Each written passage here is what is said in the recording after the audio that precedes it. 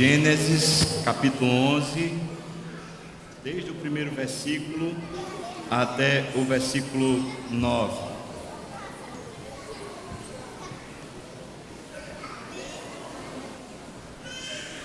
Estamos estudando sobre os fundamentos da fé cristã.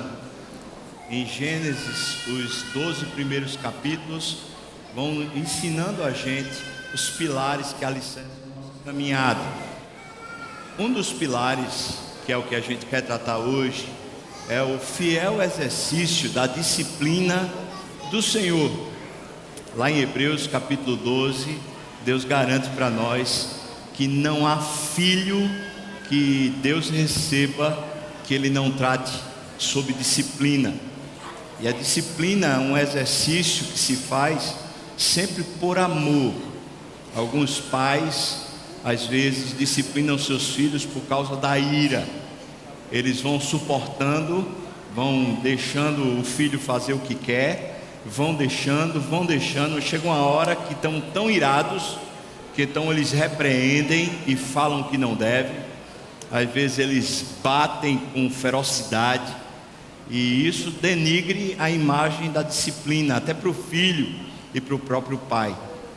A disciplina não é fruto da ira, a disciplina é fruto do amor. O Deus que ama quer nos ver melhor. E a palavra disciplina não traz a ideia de condenação, não traz a ideia de alguém que foi rejeitado, desprezado, mal querido. Infelizmente, na nossa sociedade, no tempo que a gente vive, até como fruto dessa mentalidade pós-moderna, de cada um tem a sua própria razão, infelizmente, a nossa cultura alijou a disciplina. Os pais não sabem mais o que é disciplinar seus filhos, e se conta muitas histórias de como eles sofreram. A geração que hoje é pai, alguns têm histórias para dizer: olha, meu pai foi muito rígido, minha mãe foi muito dura, e assim vai. E aí valida o pressuposto que tem hoje no nosso tempo de que a disciplina, ela é simplesmente para ser verbal, não é para ser com a vara, como preceitou a Bíblia lá em Provérbios. A disciplina é para ser sempre de uma forma muito de igual para igual, quando na verdade, biblicamente, não é esse o pressuposto. Quem disciplina é quem tem autoridade. Quem tem autoridade, no momento que tem autoridade, está sobre o outro para exercitar o ofício do Senhor. Portanto, esses valores que são colocados hoje para que a gente viva como se isso fosse normal, e até como se isso fosse respeitoso, como se isso fosse uma espécie de evolução. A gente está vivendo como se estivéssemos mais evoluídos que os nossos pais, ou que os nossos avós, ou mesmo que as outras gerações passadas.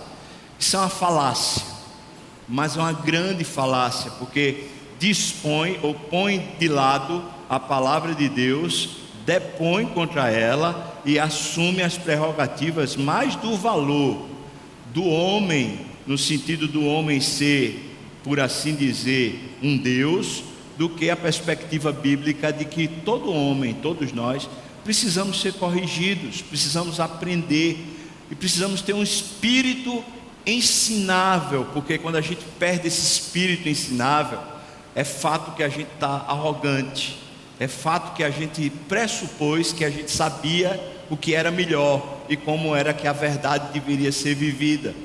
E ao assumir esses pressupostos, a arrogância entra no nosso coração como se a gente fosse mesmo dono da verdade, pelo menos naquela área onde Deus está nos disciplinando. Perceba, mais uma vez eu quero lembrar, Hebreus 12 diz que Deus exercita a disciplina apenas com os filhos. E ele diz: se tem alguém que, supondo ser filho, não está debaixo de disciplina, esse alguém é bastardo, não é filho, não é genuíno, não é verdadeiro. Esse filho é bastardo, está errado, é filho do diabo. Então todos nós, eu tenho e sofro disciplina do Senhor, além de naturalmente precisar ter disciplina E o uso excelente, o uso bom da disciplina espiritual, de, por exemplo, uma vida devocional em dia, orar todo dia, ler a palavra todo dia, às vezes fazer um jejum, às vezes ter um tempo de retiro, um tempo de solitude, um tempo mais só eu e Deus. Esses exercícios de disciplina são fruto do amor de Deus por mim.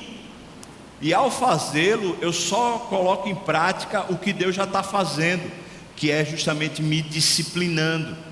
Então, quando eu exercito a disciplina das disciplinas espirituais, na verdade, é o exercício da disciplina de Deus sobre mim. E quando eu não exercito a disciplina e vou levando a vida por mim mesmo e pela minha rebeldia, eu vou contrário a Deus, naturalmente Deus vai usar situações e às vezes pessoas para me impedir o caminho que eu ia. E é natural que nessa hora a minha rebeldia fale mais alto e eu comece a ficar contristado, às vezes raivoso, por muitas vezes justificando o meu procedimento. É nessa hora que nascem os anticristos no nosso meio, como está escrito no livro de Judas e como está escrito no livro de 1 João. Os anticristos não são o anticristo, mas 1 João preceitua que o anticristo é aquele que, estando no meio da comunidade, se tornou rebelde e começou a defender a sua causa em detrimento da verdade. Começou a defender o seu estilo de vida ou defender a sua maneira de proceder em detrimento da palavra. E começa a cooptar pessoas dentro da comunidade da fé para que elas adiram àquele tipo de performance, aquele tipo de comportamento ou aquele tipo de lógica, aquele tipo de filosofia de vida, que na verdade não deixa de ser um sofisma, que é uma verdade, ou melhor, é uma mentira disfarçada, bem disfarçada de verdade. É por isso que uma das marcas de uma igreja genuinamente de Deus, cristã, autêntica, uma das marcas é o fiel exercício da disciplina. Como nós perdemos essa característica como fruto do tempo, como fruto de uma sociedade que supostamente é mais iluminada, tem a cabeça melhor, como a gente perdeu essa prerrogativa, o que acontece é que a gente vai se deixando levar pelas sutilezas. Então a gente começa a imaginar assim, mas foi fulano, mas foi cicrana, e ele já tem aquele antecedente, porque passou por aquele problema na família, foi destratado, e tem aquela outra questão, e a gente começa, a partir da luz das experiências, a gente começa a atenuar o exercício daquilo que é de Deus. Mas Deus, por sua vez, não atenua. Deus, por sua vez, Ele cumpre fielmente, porque Ele nos ama. Ele nos ama. Eu vou lhes contar uma história que aconteceu há muito tempo atrás, mais ou menos uns 14 anos atrás. Estávamos num acampamento e um dos rapazes lá que seguiam o discipulado comigo, ele falhou feio, mas falhou feio. E ele ficou muito envergonhado na falha dele. E eu tive uma conversa muito dura com ele e falei e pontuei algumas coisas muito necessárias no caráter dele. Falei: irmão, você precisa prestar atenção nisso, e nisso, e nisso. E naquele primeiro momento, aquele rapaz ficou muito magoado, mas muito magoado. Ele seguiu, fez tudo o que tinha que fazer no acampamento, seguiu ainda no discipulado comigo, mas eu percebia que agora havia uma resistência, uma barreira entre eu e ele. Mas eu segui amando e continuei o discipulado com ele. Esse rapaz veio a ser pastor. Algum tempo atrás, mais ou menos uns 2 anos, no momento que Deus fez a oportunidade, nós nos encontramos. E ele falou assim para mim: Fubá, você não sabe o quanto foi importante para mim aquela conversa que a gente teve no acampe. Como você foi usado por Deus para me desmascarar. Mas eu preciso dizer para você que eu passei ali uns 2 anos que eu não queria ver a sua cara. Mas se tem alguém que eu sei que me ama, isso, palavras dele, é você. Porque você tratou comigo com a verdade. Você não simplesmente escondeu o meu pecado, minha falta de caráter. Você conduziu-me a Deus. E ao fazer isso, eu fui salvo. Eu louvo a Deus, irmãos, porque a palavra de Deus em Provérbios fala que quando a gente repreende uma pessoa, a primeiro momento a gente pode até ganhar um inimigo, por assim dizer. Mas quando a luz do Evangelho brilhar de novo nos olhos da pessoa, ela vai perceber que aquele momento em que a gente teve que pontuar as falhas, os pecados, as coisas reais, naquele primeiro momento ali, se o fizemos pelo Espírito e se o fizemos por amor à pessoa, não por causa de raiva, não por causa de um espírito de denegrir o outro, de diminuir o outro, mas por amor, se o fizemos na presença de Deus, a luz do Evangelho, quando brilhar naquele coração, aquela pessoa vai dizer: existe alguém que me foi leal, existe alguém que realmente se importou comigo para me apontar as falhas e me conduzir de volta a Deus. A igreja padece seriamente hoje, não só a Igreja das Graças, eu falo a igreja, de um modo geral, padece mais seriamente o fato do exercício da disciplina hoje está praticamente setorizado a liderança da igreja. E quando falo liderança, estou falando do conselho ou dos pastores. O exercício real dessa disciplina é o amor fraterno, que olha para o outro e quando vê um desacordo com a palavra, ao amá-lo, resgata-o em direção ao Senhor. Se não for assim, a gente está perdido. Vamos ver a história de Babel, porque tudo isso que eu estou falando é baseado no Deus que nos disciplina e disciplina a todos, e o Deus que nos ama e por isso nos disciplina. O texto é o texto da Torre de Babel, capítulo 11, a partir do versículo 1 até o 9, Gênesis, diz assim: ora, em toda a terra havia apenas uma linguagem, um idioma, e uma só maneira de falar, um só propósito no coração daqueles homens. Eles falavam o mesmo idioma e tinham o mesmo propósito existencial. Sucedeu que, partindo eles do Oriente, deram com uma planície na terra de Sinear, e habitaram ali, e disseram uns aos outros: vinde, façamos tijolos, queimemo-los bem. Os tijolos serviram-lhes de pedra e o betume de argamassa. Disseram: vinde, edifiquemos para nós uma cidade e uma torre cujo topo chega até os céus, e tornemos célebre o nosso nome. Numa outra versão, talvez uma versão mais aprimorada, seria: tenhamos um nome. É como se eles não soubessem mais quem eles são, eles querem uma identidade. Tornemos célebre o nosso nome, para que não sejamos espalhados por toda a terra. Versículo 5: então desceu o Senhor para ver a cidade e a torre que os filhos dos homens edificavam, e disse: eis que o povo é um, e todos têm a mesma linguagem, o mesmo idioma. Isto é apenas o começo. Agora não haverá restrição para tudo o que intentam fazer. Vinde, desçamos e confundamos ali a sua linguagem, para que um não entenda a linguagem, o idioma do outro. De start o Senhor os dispersou dali pela superfície da terra, e cessaram de edificar a cidade. Versículo 9: chamou-se-lhe por isso o nome de Babel. Babel é Babilônia, você precisa saber disso.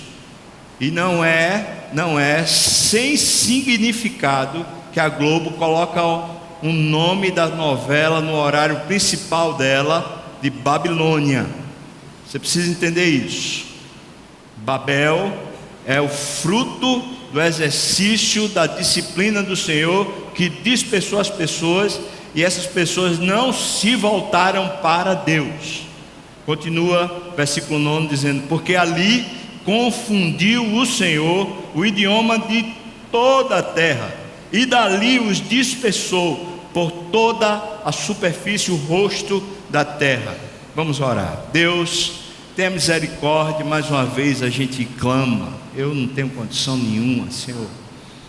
Sabes o pó, a fraqueza, a incapacidade que habita em mim, Senhor. Oh meu Deus, por favor, toma-nos aqui em tuas mãos e faz o que tu queres fazer, Senhor. Nos ensina agora os caminhos do Senhor. Nós oramos assim no nome de Jesus. Amém, amém e amém. O texto nos conta, eu já falei aqui 2 sermões a respeito de Babel, anterior a esse, nos conta que o propósito do coração dos homens era um só. Eles tinham um rei que era para eles um símbolo, um paradigma do que todos queriam ser, que era Nimrod. Nimrod chamou a atenção de Deus por causa da sua postura arrogante, e a postura arrogante contagiou o povo, e agora o povo todo está querendo tomar um nome. Para tomar um nome, para ter uma identidade sem Deus, sem comungar com Deus, sem depender de Deus, eles resolveram um projeto em comum. O projeto era fazer uma cidade. Falamos na semana passada sobre o que significava cidade na antiguidade. E dentro da cidade eles então construiriam uma torre, que eles tinham intenção do topo da torre chegar aos céus. Obviamente que a percepção dele de céus era o que ele via nas nuvens. Então eles, completamente sem conhecimento a respeito da altura e dos problemas de simplesmente o ser humano não conseguir chegar lá, então eles intentaram chegar até lá. Esse é o projeto. O texto diz para a gente de uma maneira muito especial, porque no original as palavras são usadas como se fosse uma espécie de trocadilho. Deus se importou com o negócio. Deus não deixou que aquele negócio seguisse do jeito que as pessoas estavam intentando. E Deus foi contrário ao projeto, Deus foi contrário à intenção deles, e então resolveu descer. E as palavras que são usadas na ação de Deus, elas esclarecem muito o exercício da disciplina da parte de Deus por nós, ou conosco. Como Deus nos disciplina? O texto diz que primeiro ele resolveu descer para ver. O texto fala para nós, veja aí por favor, versículo 5. Então desceu o Senhor para ver, e a palavra, essas duas palavras, cidade e torre, agora demandam da parte de Deus uma nova percepção para nós. Agora não é a cidade e a torre no que vale para os homens, agora é Deus descendo, observando o que é que significa a cidade e a torre para Deus. E a cidade para a torre, as palavras que são usadas, mostram para nós o que é que eles estavam edificando. Quando Deus viu do céu, Deus não viu um cercado de proteção para que o homem pudesse crescer. Ele não viu toda aquela tecnologia babilônica que estava sendo usada como sendo uma coisa, um recurso que ajudaria a humanidade a crescer. Mas quando Deus olhou, o que ele viu, a palavra que é usada como cidade, é que o homem estava cercando sua vida, impedindo Deus de falar com ele. Essa é a ideia. Ou seja, como o homem já estava obstinado naquele caminho, como a direção já estava certeira, o que eu quero é isso, o que eu intento fazer é isso, e como eu estou conseguindo arregimentar pessoas que me deem razão e que me ajudem a seguir no meu intento, como a minha vontade é essa, então o homem começou a se cercar, impedindo Deus de falar, impedindo Deus de agir. Veja, é claro que Deus nunca é impedido pelo homem. A palavra é clara e diz: agindo Deus, quem impedirá? Entenda que a intenção do homem ao edificar a cidade, a torre, para ter um nome, essa intenção aos olhos de Deus, quando Deus interpreta a intenção e a ação do homem, aquilo que eles estão edificando, na verdade eles estão edificando uma redoma, para Deus não agir sobre eles, para Deus não interferir, para que a voz de Deus não seja mais escutada, para que eles não tenham mais conhecimento de Deus. Em outras palavras, eles estão se cercando do que for necessário para Deus não entrar mais no processo. Quem está constatando isso é Deus. A torre e a cidade, para Deus, naquela comunidade, era simplesmente um projeto de vida, um projeto de desejo, uma aspiração do coração, que começa a prescindir de Deus, começa a descartar a voz de Deus, começa a dizer: Deus, eu não me importo com o que tu pensas, porque o que eu quero é isso, e o que eu vou fazer é isso, e o que eu desejo é isso, e então eu vou nessa direção. Ora, nós agimos assim. Todo ser humano, quando tem um desejo, que encontra apoio para o seu desejo, e não é fácil a gente encontrar apoio para os nossos desejos pecaminosos, ou para as nossas razões sem Deus. É só escolher as pessoas certas. Imagino que uma pessoa que está querendo um caminho sem Deus, nunca vai procurar um homem de Deus, porque na hora que procurar e falar os seus desejos, um homem de Deus, uma mulher de Deus vai dizer: talvez esse não seja o melhor caminho. Você de fato está dependendo do Senhor? Você de fato está na suficiência do Espírito? Você de fato está respondendo à vocação de Deus? Ou você está indo porque você aspira por você mesmo tornar o seu nome célebre? Você aspira conquistar e galgar melhores lugares na sociedade. Mas se você procurar as pessoas que vão aspirar as mesmas coisas que você, certamente essas pessoas vão lhe dar apoio. E o interessante na igreja é que, se a gente procurar determinado grupo, a gente encontra apoio para agir contra Deus. Impressionante, na igreja. E se a gente encontrar ou procurar outro grupo, a gente certamente não vai encontrar apoio para viver contrário a Deus.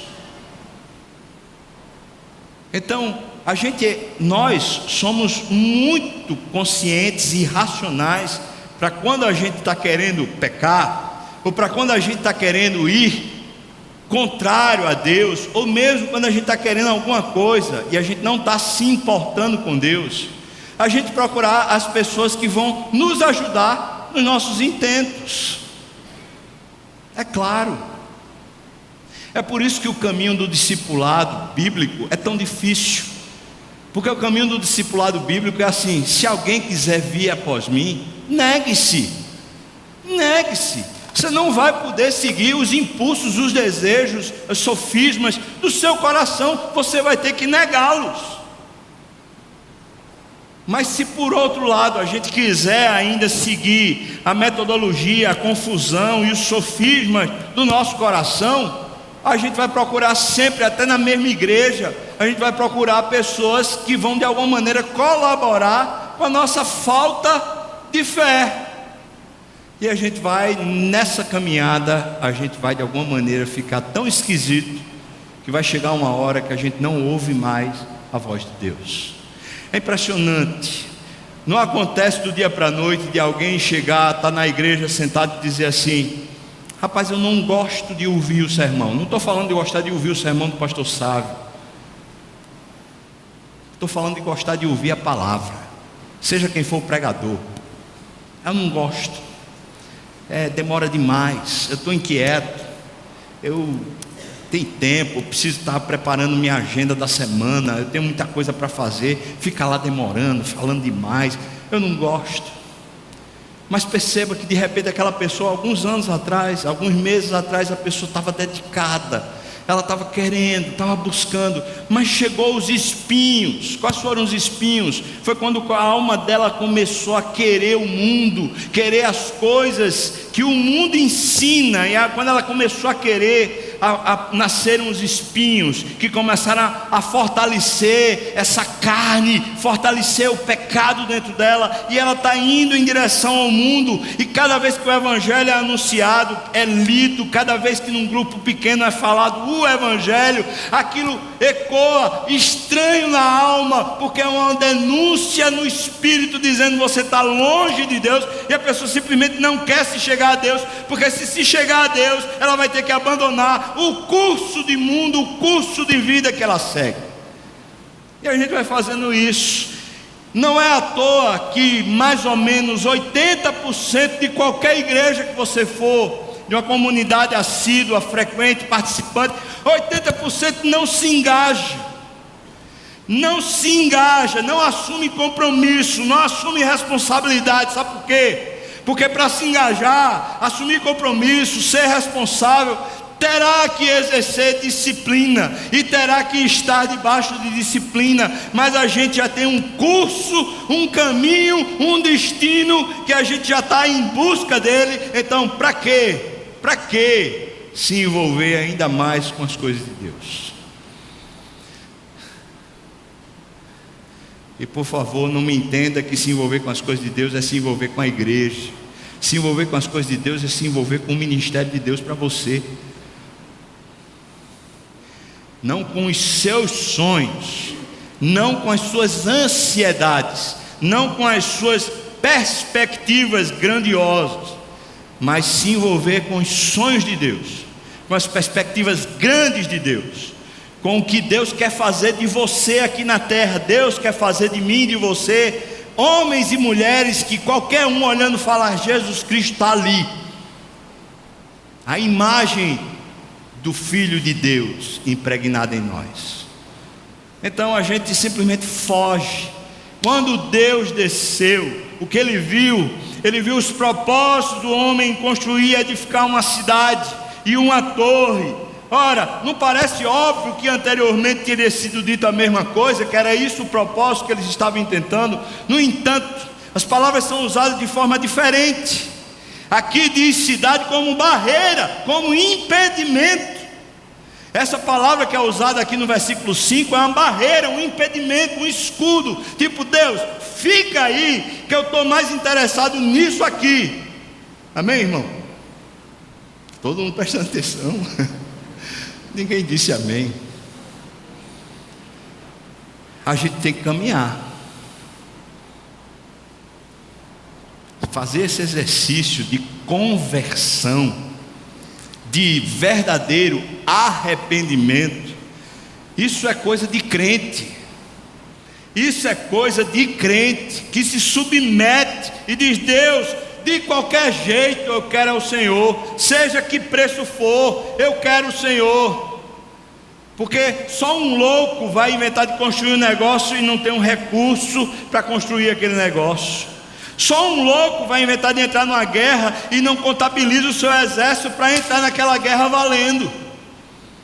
Seguir a Deus, irmãos, é Deus ser Deus e eu e você sermos filhos, que estamos sendo disciplinados, ensinados, direcionados, convertidos por Deus. Então ninguém pense que é crente se a sua conversão, o seu arrependimento é fruto do passado, porque o verdadeiro crente é convertido hoje e é arrependido hoje e tem uma vida contínua de arrependimento. O arrependimento para o crente não é um fato no passado, o arrependimento do crente é um estilo de vida. É um repensar da sua própria vida o tempo todo, porque eu e você continuamos sendo tentados, ou não? Eu e você saímos daqui do templo, nós vamos ouvir vamos ver de repente uma propaganda na televisão que vai chamar a atenção da nossa alma. De repente a gente vai ver uma competição, a gente vai ver um curso, a gente vai ver uma nova perspectiva de emprego, uma outra coisa que vai chamar a atenção e vai dizer: rapaz, eu quero isso. O problema é quando a gente diz eu quero, e a gente se esquece de dizer: Deus, o que tu queres? Mas é o mais comum. O mais comum é dizer eu quero, e Deus, eu não quero nem saber o que tu queres, porque o que eu quero é isso. Eu quero dizer para você, irmão, todas as letras, que Babel é fruto disso. Ou seja, as dispersões que acontecem na sua família, as dispersões que acontecem na sua alma, que fica inquieta, agonizando, aquela agonia que acontece, a Babel se estabelece como fruto de um propósito que alija Deus, que diz assim: Deus, olha, eu estou com um escudo, não fala comigo, eu não quero ouvir a tua voz. Quem está livre disso? Nenhum de nós. Estamos na terra, nós estamos debaixo da oração que Jesus fez, e Ele disse assim: não os tires do mundo, mas livra-os do mal. Estamos debaixo de uma proteção de Deus, para nos livrar desse mal que quer nos contaminar. Mas a questão é, nós queremos o bem de Deus, ou nós preferimos o nosso bem, que na verdade é mal? O que queremos? Maridos começam a se tornar embrutecidos, o coração está cheio de si mesmo. Por quê? Porque simplesmente quer coisas, deseja coisas, sonha com coisas dentro da vida familiar, dentro da estrutura do casamento, e nunca se submete a Deus para aprender a ser marido.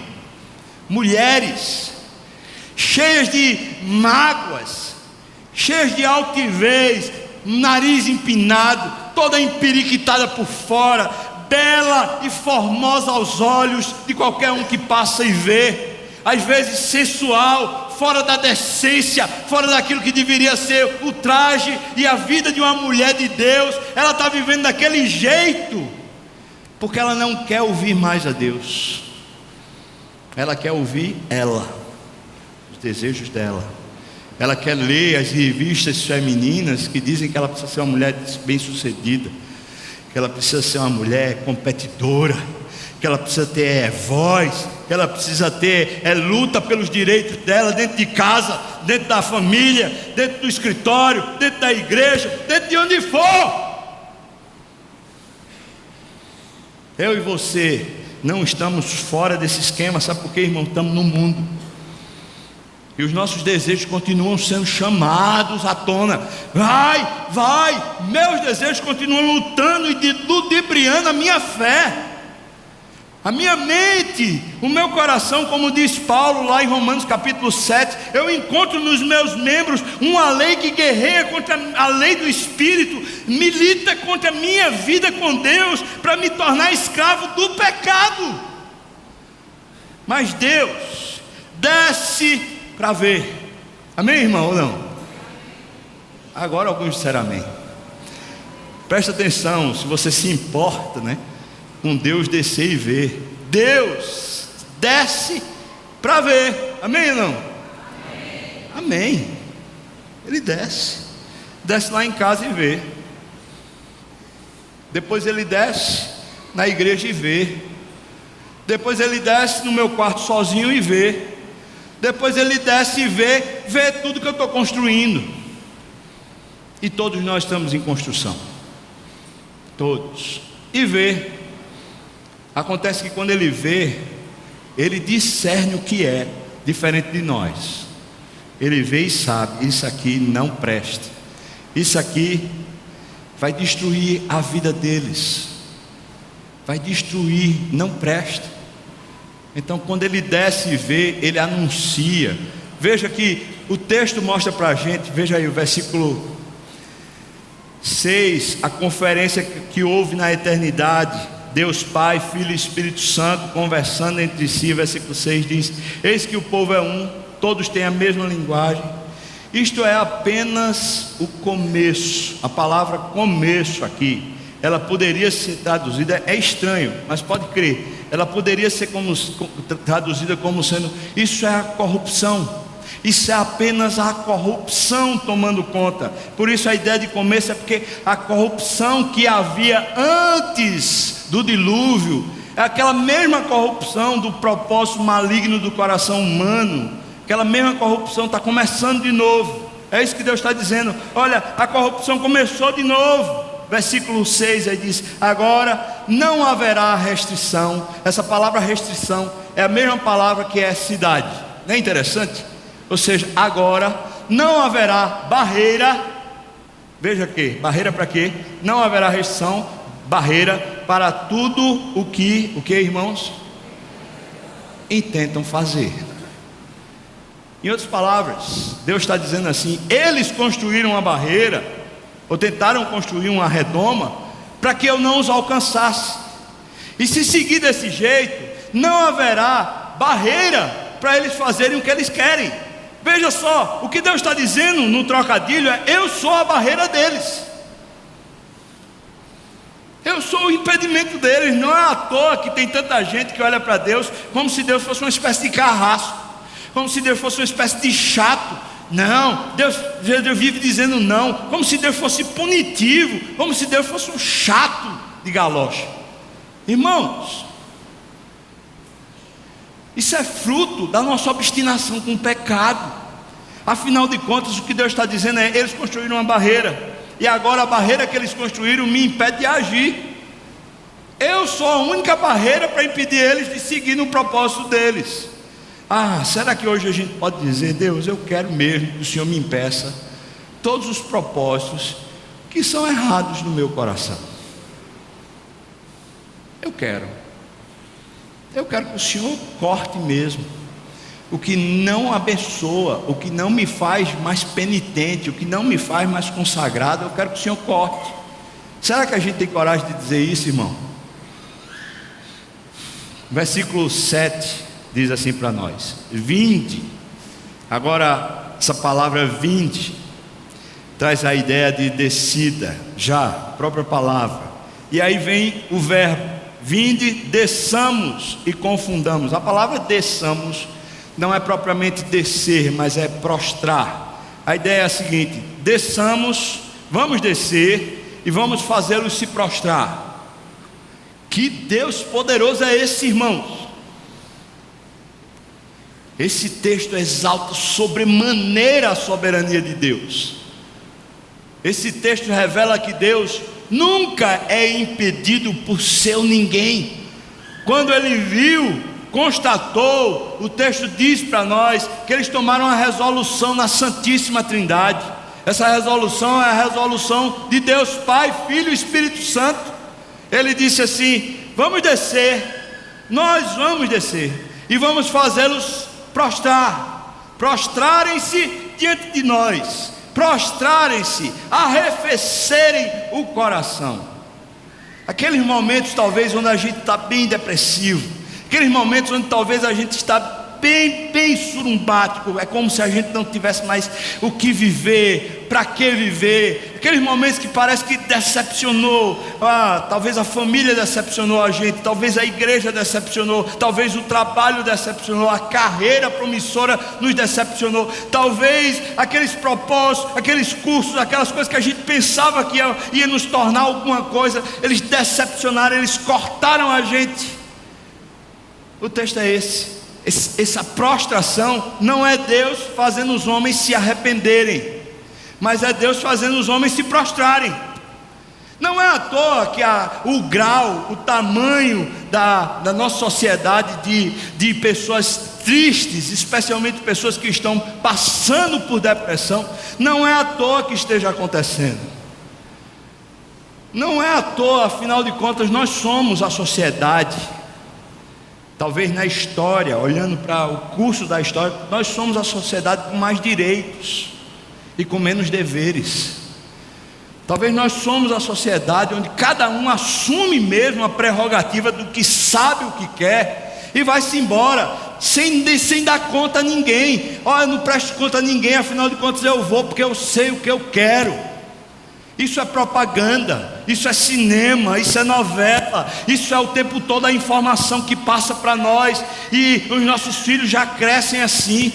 Uma pessoa estava falando, um desses grandes aí palestrantes do Brasil, um cara muito conhecido, escreve livros, ele estava falando assim: o fato é que os filhos não aprendem mais o que é certo e o que é errado, eles não são mais cortados nos seus erros. Estamos criando uma cúpula de pessoas cheias de direito, mas que não entendem os seus deveres. Portanto, são pessoas corruptoras. Elas estão dispostas a fazer qualquer coisa para alcançar os seus intentos, porque elas não sabem os seus limites.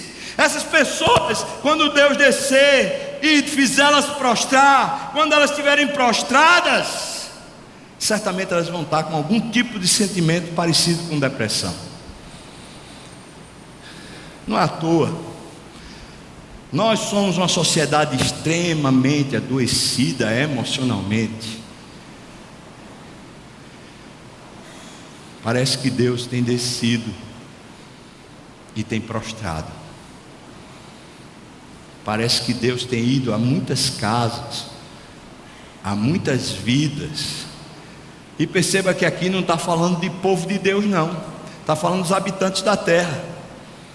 Parece que Deus tem descido e visto, rapaz, eles estão tentando fazer um nome. Eles estão tentando fazer uma identidade sem eu. Eles estão me tirando, botando um escudo e uma barreira contra mim. Eu vou descer e vou prostrar. Eu vou fazê-lo prostrar.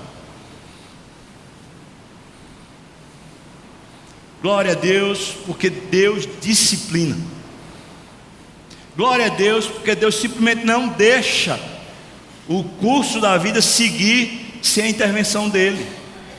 Ele vai, desce e faz o que tem que ser feito. Glória a Deus, porque Deus sabe exatamente o ponto de cortar. O seu bisturi é muito eficaz. Ele sabe exatamente a linha que tem que passar e cortar e jogar fora o que não presta na minha vida.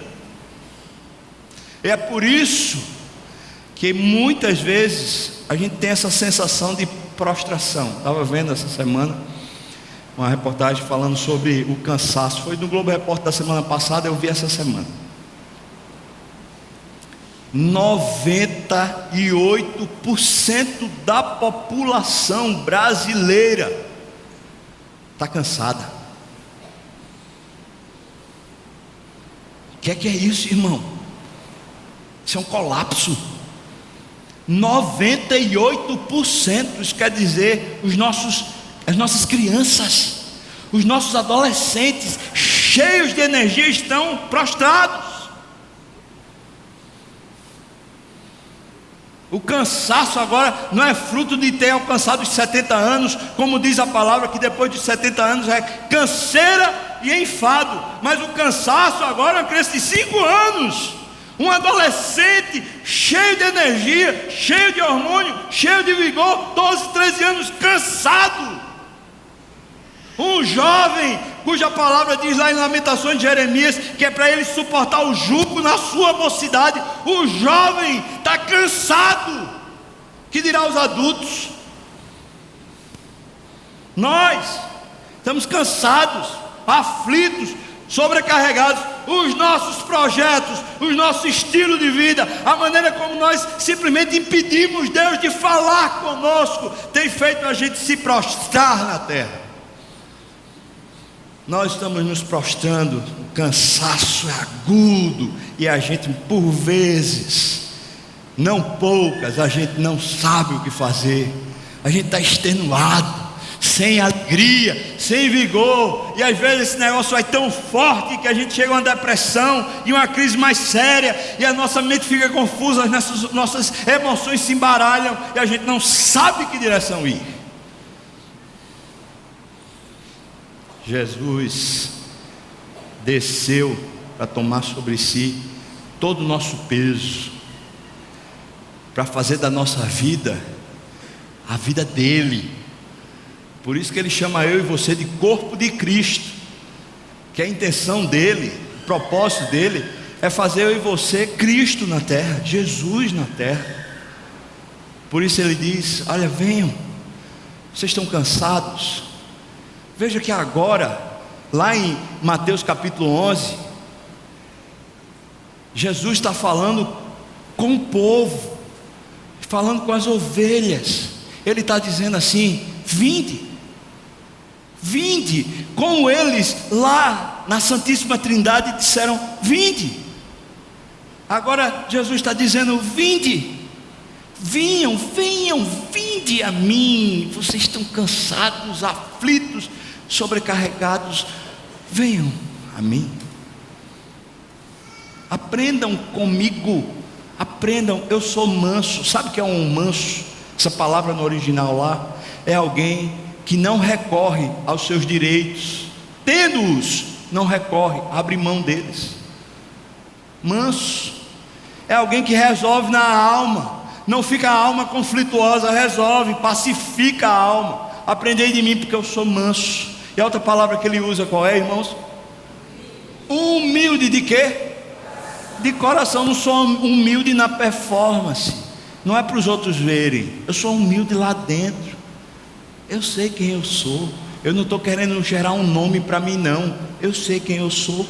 Eu não estou lutando para ter um nome, eu sei quem eu sou humilde. Venham a mim, disse Jesus, troquem um fardo comigo, porque o meu fardo é leve.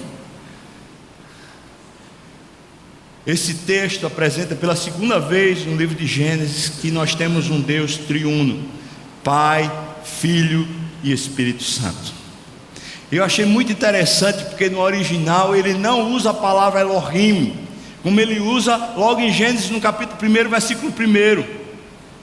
Essa palavra Senhor aqui é traduzida sei lá como, mas algumas pessoas chamam de Yahvé, Jeová, sei lá, Javé. Bom, pouco importa muito a pronúncia, porque a pronúncia se perdeu na história, mas essa palavra, quando traduzida para nós, a melhor maneira de traduzi-la é como Senhor. É quando Deus assume a soberania, Ele pega e diz assim: vai ser do jeito que eu quero, porque eu sei o que é melhor para os homens.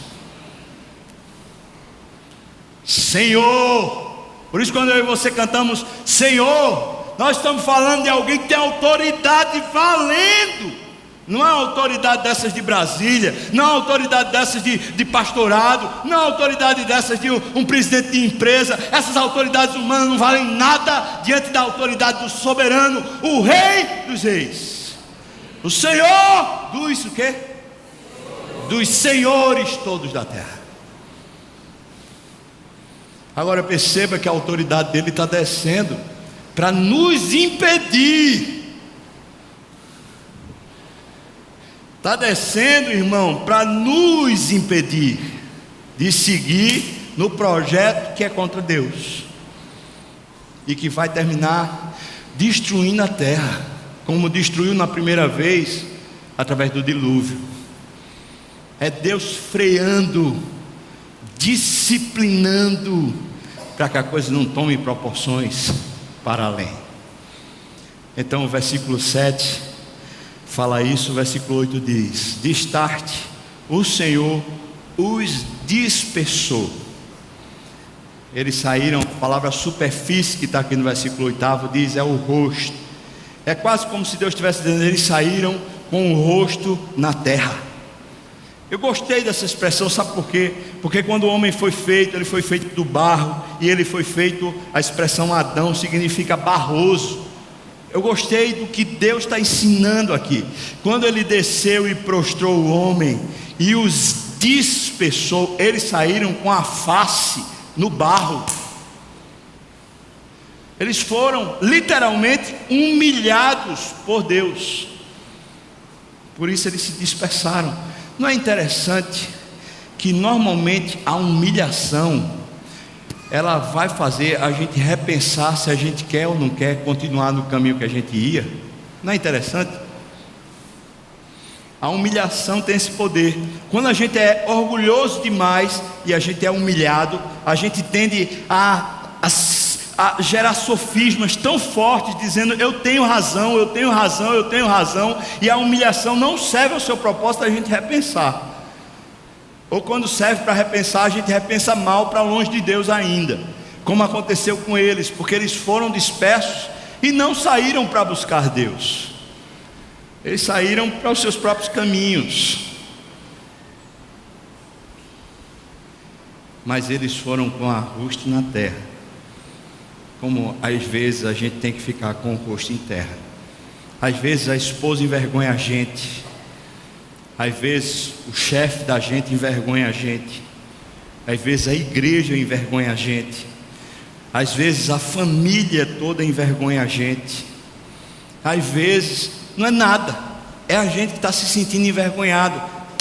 Deus prostra a gente e põe a gente com o rosto na superfície da terra. Babel é Babilônia, e eu quero concluir dizendo isso. Essa palavra Babilônia vai acompanhar as Escrituras, e é impressionante que quando Deus pegou o povo que estava disperso dele, presta atenção aqui, viu, irmão? Acompanha, por favor, para a sua cabeça não voar. Quando Deus viu que o povo estava disperso dele, o povo de Deus que habitava em Judá, em Judéia, que servia a Deus em Jerusalém, no templo de Jerusalém, já nos reis, na época dos reis, Deus pega Israel, o seu povo, que está disperso dele. Está lá em Isaías capítulo 1, diz: esse povo vem para a minha presença, mas eles não vêm para me adorar. Ele até diz assim: eu tenho ânsia de vômito quando eles vêm me adorar. Eu, na verdade, tenho vontade de vomitar. Eu não queria que eles entrassem. Quem foi que requereu vocês pisarem nos meus atos para oferecerem culto para mim? Eu estou cheio, eu estou farto, eu não suporto. Deus está dizendo: esses caras estão dispersos. Cada um quer fazer a sua própria vontade, cada um quer seguir no seu próprio rumo, cada um quer fazer o que bem entende. Eles estão tão longe de mim, e eles se ajuntam simplesmente por causa de religiosidade, não por causa de mim. E diz o texto lá, profecia de Deus por boca de Isaías, de Jeremias, de Ezequiel, por boca dos profetas, que eles foram dispersos para Babilônia. Que coisa! O lugar onde houve a primeira dispersão parece que é o lugar onde Deus vai tratar a alma do povo, a Babilônia. Pare e pense, porque Deus não tem nada na história que não esteja bem amarrado, que Ele não sabe exatamente onde vai desaguar cada curso de rio que corre na nossa alma. Jeremias 17:9 diz: o nosso coração é desesperadamente corrupto, quem o conhecerá?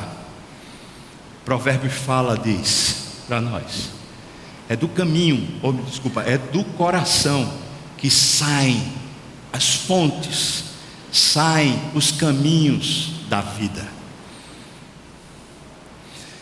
Você poderia dizer hoje, irmão: Deus pode cortar, pode me fazer prostrar qualquer caminho que não dê no Senhor. O Senhor pode cortar, pode impedir, pode travar logo, Deus, os escudos que eu estou gerando, as fortalezas que eu estou criando, pode tirar tudo. Eu quero, Senhor. Quantos hoje podem dizer: eu vou seguir Jesus, e eu vou seguir Jesus do jeito que a Bíblia diz. Eu vou negar-me a mim mesmo. Eu vou pegar o ministério que é a cruz. Eu vou pegar o ministério do Senhor, o ministério que Ele tem para mim. Eu vou pegar a minha vocação, eu vou pôr nas minhas costas, e eu vou caminhar serenamente, aprendendo com Jesus, e Jesus dizendo para mim: eu sou manso e humilde, e eu vou aprender. Eu vou calar e sossegar a minha alma, porque eu vou aprender com Jesus. Quantos podem dizer: eu abro mão do meu caminho, eu abro mão dos meus sonhos, abro mão da minha vida para seguir Jesus, para ter a alma restaurada, para ter vigor de novo, para ter alegria da salvação, para ter poder no Espírito, para de novo poder dizer: eu sou de Deus e Deus é meu? Quantos podem dizer: eu quero esse Deus, pode arrebentar tudo na minha vida, eu quero é Deus? Quantos teriam coragem de dizer: eu quero? Pode fazer o que quiser, Deus, eu quero, Senhor. Se você tiver coragem, irmão, eu queria pedir para você ficar de pé, para a gente orar, e que Deus desça e veja. Se você tiver coragem, fique de pé, e que Ele desça e veja, e ao ver, faça o que é melhor para nós. Amém, irmão? Não? Oh, se tu descesses, se os montes tremessem na tua presença, como foi na antiguidade, se o Senhor descesse, porque desde a antiguidade nunca se viu, nem com os olhos se viu, nem com os ouvidos se percebeu, Deus além de ti, que trabalha em favor daqueles que por Ele esperam.